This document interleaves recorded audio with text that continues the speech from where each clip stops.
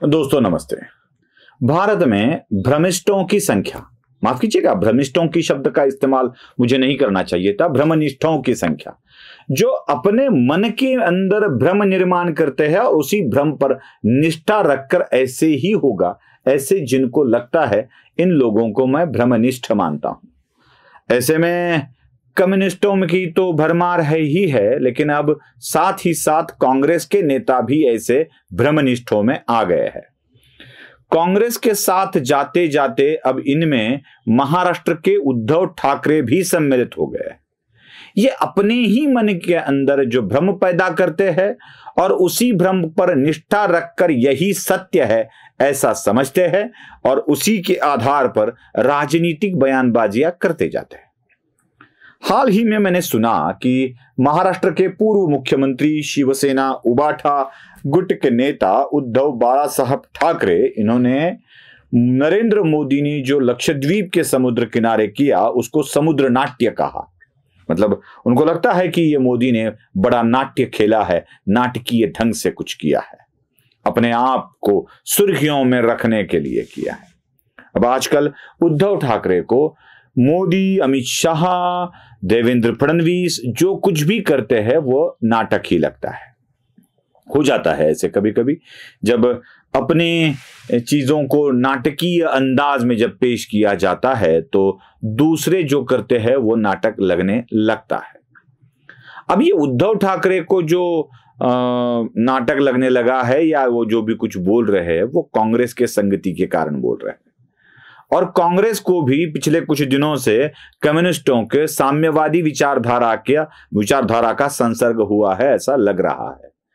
लगता है चीन से कोरोना आया था और कोरोना का संसर्ग पूरी दुनिया में फैला हुआ था, वैसे ही चीन से आया कम्युनिस्टों का संसर्ग अब कांग्रेस और कांग्रेस के साथ साथ उद्धव ठाकरे को भी होता दिखाई दे रहा है।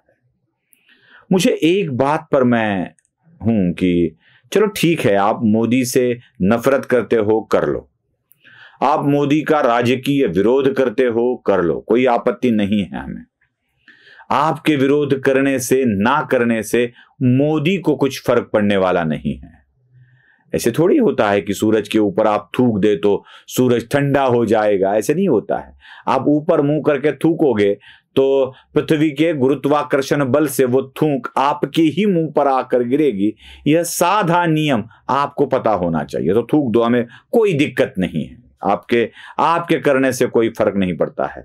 जैसे 150 लोग फूक फूक कर पृथ्वी का मतलब फू फू करके पृथ्वी के परिभ्रमण को आप बदल दोगे, ऐसा नहीं होता है भैया, ऐसा नहीं होता है। चलो ये समझते हैं तो ठीक है, जो मोदी का विरोध करना है वो कर ले, लेकिन मोदी का विरोध करते करते आप देश विरोधी ताकतों को क्यों बढ़ावा दे रहे हो? आप जानते हैं लक्षद्वीप के मुद्दे पर मोदी ने जो किया उसका असर मालदीव पर हुआ, और मालदीव का समर्थन करने वाले सिर्फ मालदीव का समर्थन नहीं कर रहे हैं, वो चीन की नीति का समर्थन कर रहे हैं। चीन की नीति का समर्थन कर रहे हैं। चीन ये हमेशा प्रयत्न करते आया है कि किसी ना किसी तरह से भारत को सब तरफ से घेरा जाए। तो भारत के जितने भी पड़ोसी राष्ट्र है उनको अपना बनाकर, चाहे पैसे देकर हो, चाहे खरीद कर हो, चाहे उन्हें कर्जा देकर हो, चाहे उनके यहां के बंदरगाह लेकर हो, इन सबको अपने कब्जे में कर कर भारत को समुद्री मार्ग से घेरा जाए, नेपाल को भी अपने साथ लिया जाए, पाकिस्तान को भी अपने साथ लिया जाए और भारत की घेराबंदी कर कर सामरिक दृष्टि से भारत को सब तरफ से घेर कर अपने शिकंजे में लेने की कोशिश चीन बार बार कर रहा है। और इन्हीं प्रयत्नों में चीन मालदीव को अपना बनाना चाहता है और इसी का समर्थन कर रहे हैं ये लोग, इसी का समर्थन कर रहे हैं। आपने देखा होगा, मैं यूं ही हवा में बातें नहीं कर रहा हूं। पाकिस्तान के अरबी समुद्र के एक बंदरगाह को लगभग चीन ने अपने कब्जे में ले लिया है, ये तो सबको मालूम है। पाकिस्तान के एक बंदरगाह को अरबी समुद्र में है, उसको चीन ने अपने कब्जे में कर लिया है। ये जो बात सब जिसको मालूम है ना वो समझ सकता है कि चीन क्या कर रहा है। इतना ही नहीं, पीओके से होकर पाकिस्तान तक पहुंचने वाला, चीन, पीओके और पाकिस्तान पहुंचने वाला एक कॉरिडोर बनाया जा रहा है, एक रास्ता बनाया जा रहा है जो चीन अपने बंदरगाह तक पहुंचने के लिए आसानी से भारत के अंदर से जा सके। अब ये भी पाकिस्तान उसको मदद कर रहा है, और वो कॉरिडोर क्यों बनाया जा रहा है ये समझने इतने तो हम ना समझ नहीं है। भारत को घेरने के लिए चीन ने नेपाल को भी अपने शिकंजे में लिया है, यह भी सब जानते हैं। जब भी कम्युनिस्टों की सरकार नेपाल में आती है तो वो चीन को ही सपोर्ट करती है, भारत को नहीं, यह भी हम जानते हैं। वैसे तो नेपाल हर बार भारत को अपना अच्छा दोस्त मानता है, लेकिन जब कम्युनिस्टों की सरकार वहां आ जाती है तो वो चीन की तरफ झुका हुआ होता है। तो नेपाल, पाकिस्तान, बर्मा, इन पर चीन अपना शिकंजा कस रहा है, और साथ ही साथ मालदीव के बंदरगाहों का भी इस्तेमाल करने की कोशिश चीन कर रहा है। मालदीव में सरकार चेंज हो गई, चीन को समर्थन करने वाले प्रधानमंत्री वहां आ गए।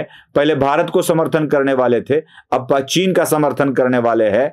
जब वो आ गए तो पहले ही झटके में चीन ने मालदीव को सपोर्ट करने का निर्णय लिया। अब वहां के बंदरगाहों पर भी चीन की नजर है। श्रीलंका के साथ क्या हो रहा है यह भी सब जानते हैं। श्रीलंका का बंदरगाह भी लगभग चीन ने अपने कब्जे में ले लिया है। अब श्रीलंका, मालदीव, नेपाल, पाकिस्तान, बर्मा, इन देशों को अपने कब्जे में कर कर, अपनी तरफ कर कर चीन भारत को घेरने की कोशिश कर रहा है। और उसमें अगर मालदीव सपोर्ट कर रहा है तो मालदीव की अर्थव्यवस्था को झटका देकर उसको भारत की तरफ करने का भारत के प्रधानमंत्री का प्रयत्न अगर होता है तो सारे भारतीयों का यह कर्तव्य बनता है कि वो अपने प्रधानमंत्री के पीछे खड़े रहे। लेकिन यहां पर उद्धव ठाकरे हो, राहुल गांधी हो, ममता बनर्जी हो या समाजवादी पार्टी हो, यह सब मोदी का विरोध करते करते चीन का समर्थन करने जा रहे हैं, और यही इस देश के लिए खतरा हो सकता है। इन्हीं चीन का समर्थन करने वालों के लिए मेरा यह कहना है कि आप अपने ही देश का नुकसान कर रहे हैं, बस इतना याद रखिए। नमस्ते।